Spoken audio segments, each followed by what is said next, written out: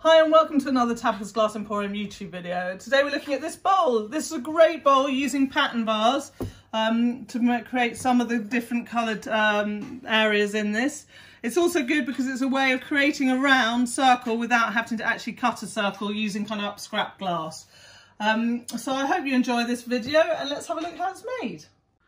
So to start with, I've taken a bit of therefor and drawn around a circle I had to get the kind of circle I want. This is a great project, guys. If you're not confident in cutting circles, but you want to make a circular bowl, this is a really easy way of doing it.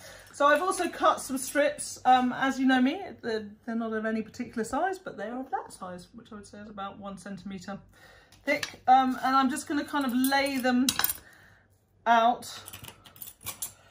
I've given them a clean already. Obviously not that one very well. And I'm just sort of laying them out around the circle.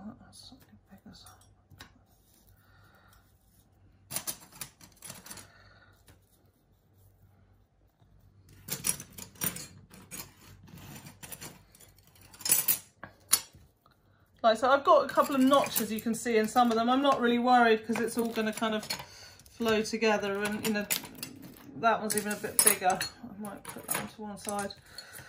So there we go. It's sort of, and I'm spacing them probably, you know, the gaps are a little bit thicker than the bits of glass, so they're a little bit thicker. I want to make sure that my edge ones are pretty much on the edge of the circle, like so. And these ones, this was a sheet of scrap glass I had sitting around, so it was just about the right size for this project. So there we go, like this. So now I'm going to take a Sharpie and I'm going to basically draw where I need to cut all of these. And I'm going to do that and then I'm going to cut them all off to that size.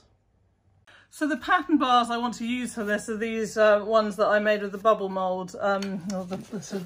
And I want to cut them in half. So you can just cut them normally as you would any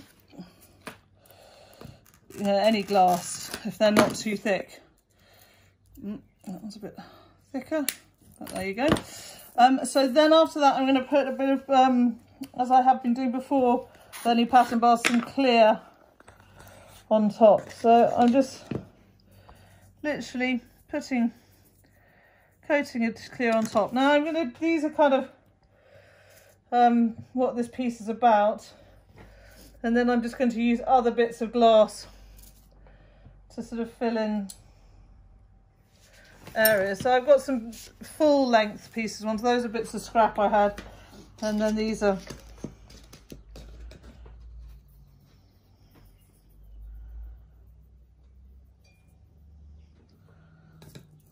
full length ones.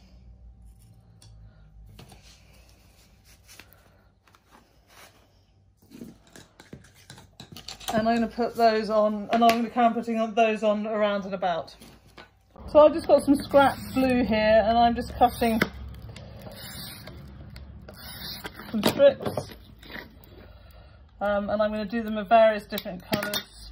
Remember, if you're cutting strips, you want to do in the middle and then the outside bit. And then I'm just going to kind of put them down. Now the key to this is, in the end, you need to make sure that you've got enough joins so that you've got some sort of stability and sort of the whole bowl is holding together. So I'm going to kind of go along and through my kind of blue scrap and put all these down. So here it is. You can see we've added some murrine. I was going to go with just blue, and then I decided to put the red ones on as a bit of highlights and sort of accents. I'm trying to make sure the space between things is going on a full fuse, so it will all melt together. And you know, I don't mind if some of them join up, but I'd also like a lot of sort of the coloured pieces not to join up. And this will now go in on a tack fuse, a full fuse, and we'll see how it is when it comes out. So this is now out of the kiln, all full fused together. I love it. It's got this sort of really watery, beautiful feel to it.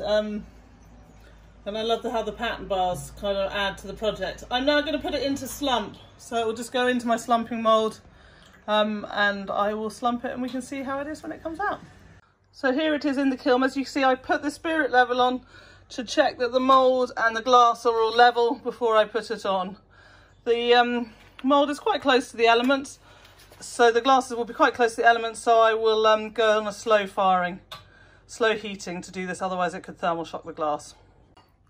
So here it is, all slumped and out of the kiln. I kind of think it's great. It's a really sort of fun little, project. As I said at the beginning, this is a really good way of making a round dish.